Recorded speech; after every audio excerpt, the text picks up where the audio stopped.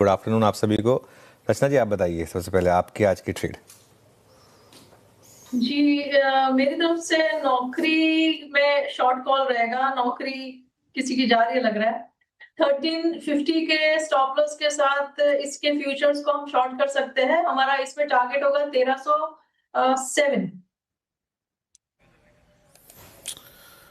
Okay, आप किसी की नौकरी लेने को उतारू हैं, कोई बात नहीं। चलिए अब हम आगे चलते हैं और पैनल में मौजूद और लोगों की कॉल ले लेते हैं। एक बार निफ्टी ले आइए डायरेक्टर साहब। इस वक्त इस बीच निफ्टी डे लो पर हमने मॉर्निंग लोज को ब्रीच कर दिया है। एट डे लो मॉर्निंग लोज जो करीब 26144 के थे, हमने ब्रीच कर दिए। मानस, गुड आफ्टरनून, आपका ट्रेड इस वक्त का। गुड आफ्टरनून वीरेन जी। तो देखिए, हेवल्स पे खरीदारी करने की राय रहेगी। अगर आप हेवल्स के पैटर्न्स देखें तो यहाँ पर आपको high top high bottoms clearly दिखेंगे। स्टॉक ने अपने 100 मूविंग एवरेज को रिगेन किया है, वॉल्यूम बेहतर दिख रहे हैं। एक शॉर्ट टर्म बॉटम बना है। I think 200 moving average stock test कर सकता है। तो 1520 के टारगेट के लिए खरीदारी करेंगे। 1459 का आपको स्टॉप लॉस लगाना है। हेवल्स में कैश कैरी से चाहे तो 1480 का कॉल ऑप्शन ले सकते हैं। 1480 वाला कॉल ऑप्शन 36 रुपए के आसपास ट्रेड हो रहा है। 27 रुपए का स्टॉप लॉस लगाएंगे। 60 रुपए के टारगेट सेट करेंगे। ओके, हेवल्स मानस जी की पिक होगी। अच्छे मूव इस पर्टिकुलर काउंटर में देखने को मिल रहा है। अमित सेठ जी, गुड आफ्टरनून, आपकी पिक क्या होगी इस वक्त की? जी good afternoon Shreya ji, good afternoon Anuj ji, Viren ji and everybody on the panel. Shreya ji, मेरा इस समय का ट्रेड रहेगा अल्ट्राटेक सीमेंट। ये हमने कल भी रिकमेंड किया था। यहाँ पे हम देख रहे हैं कि स्टॉक ने 200 एमआर रिगेन किया है, एक वीकली रेजिस्टेंस रिगेन किया और यहाँ पे हम अच्छा खासा ट्रैक्शन देख रहे हैं। तो मोमेंटम इंडिकेटर्स भी काफी पॉजिटिव हैं, तो इसे बाय करें। 12,000 का स्टॉप लॉस रहेगा और टारगेट्स रहेंगे 12,600 रुपीज के। चलिए अब अरुण मंत्री जी के पास चलते हैं। अरुण जी, गुड आफ्टरनून, बताइए आपकी ट्रेड।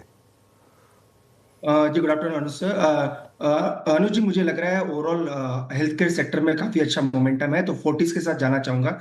935 936 के आसपास चल रहा है। मुझे लग रहा है इसमें मोमेंटम पॉजिटिव रहना चाहिए, तो 968 तक के टारगेट्स के लिए इसको बाय करें और 920 के आसपास का स्टॉप लॉस लगाएं। ओपन इंटरेस्ट में भी एडिशन है, वॉल्यूम्स भी काफी अच्छे हैं। मुझे लग रहा है मोमेंटम कैरी होना चाहिए। ओके, फोर्टिस हेल्थ के 936 पे धर्मेश शाह जी के पास चलते हैं। धर्मेश, गुड आफ्टरनून, आपका trade. Good afternoon Virendra ji. Definitely I think so the way the market अभी पैंडिंग हो रहा है, ये सबसे वॉलेटिलिटी है।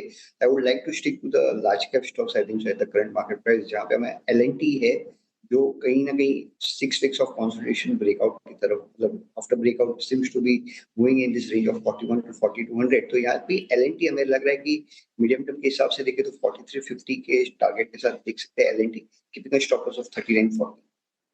ओके, अच्छा, मीनवाइल एक बार मयूरेश जी के पास जाएं इससे पहले केन्स टेक्नोलॉजीज का शेयर लेकर आइएगा एक बार जरा।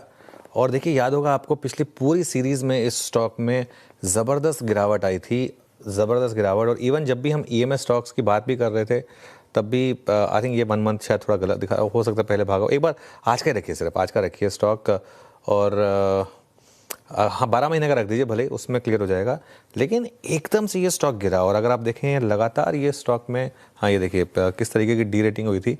पहले भी ऐसी चीज़ हो चुकी थी, उसके बाद रिकवरी आई थी, लेकिन अब वापस इंटरडे रखिए और एकदम से ये स्टॉक वापस गिरा। और ईएमएस स्टॉक्स में सबसे वीक स्टॉक है ये।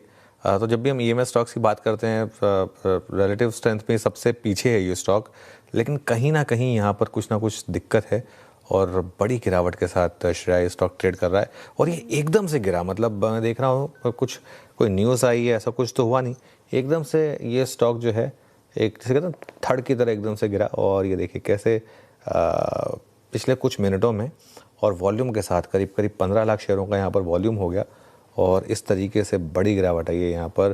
केन्स में लगातार बहुत बुरा सीन रहा है और इस बार फिर से यहाँ पर गिरावट आ रही है। चलिए आगे बढ़ते हैं श्रेया। बिल्कुल, एकदम शार्प यहाँ पर करेक्शन केन्स टेक में नजर आ रहा है। डेज लो पर अब बढ़ता हुआ है और इस पर्टिकुलर काउंटर के लग नहीं रहा दिन अच्छे आ रहे हैं, क्योंकि लगातार एक के बाद एक नेगेटिव न्यूज़ और फिर इस पर एक रिएक्शन। इस पर भी और चर्चा करेंगे कि आखिर करना क्या है केन्स टेक का। लेकिन मयूरेश जी, गुड आफ्टरनून और आपका स्वागत है कार्यक्रम में। पहले तो ये बताइए सर, इस वक्त का इन्वेस्टमेंट आइडिया क्या होगा?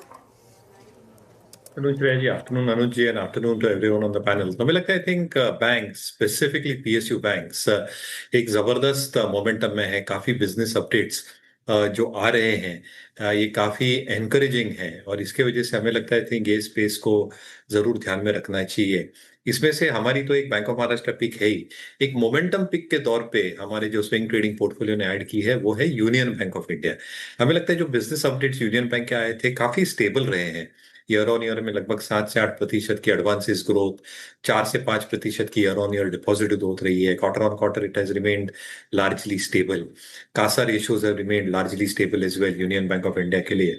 और इसलिए आई थिंक जैसे निम्स और स्प्रेड्स का प्रदर्शन रहा है यूनियन बैंक का, आई थिंक ठीक ठाक रहा है। और एक्सपेक्टेशन यही है कि जो स्टिकीनेस होता है डिपॉजिट अक्रीशन का पब्लिक सेक्टर बैंक्स के साथ, ये बरकरार रहेगा। The worst of CASA deterioration is over.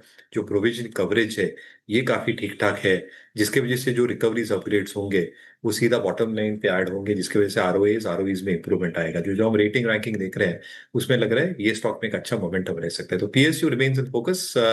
Union bank शायद एक अच्छा मोमेंटम है। ओके, यूनियन बैंक का यहाँ पर अच्छा मोमेंटम रहेगा। मयूरेश जी गुड आफ्टरनून। केन्स टेक पे क्या व्यू रहेगा अब आपका? इतना लगातार गिरावट इस स्टॉक में रुक ही नहीं रहा है। Manoj, I think with the स्पेट of news जो केन्स को सराउंड कर रहा था पिछले कई, अभी भी मुझे लगता है आई थिंक, और तब भी वही व्यू था कि आई थिंक थोड़ा साइडलाइंस पे ही रहना चाहिए।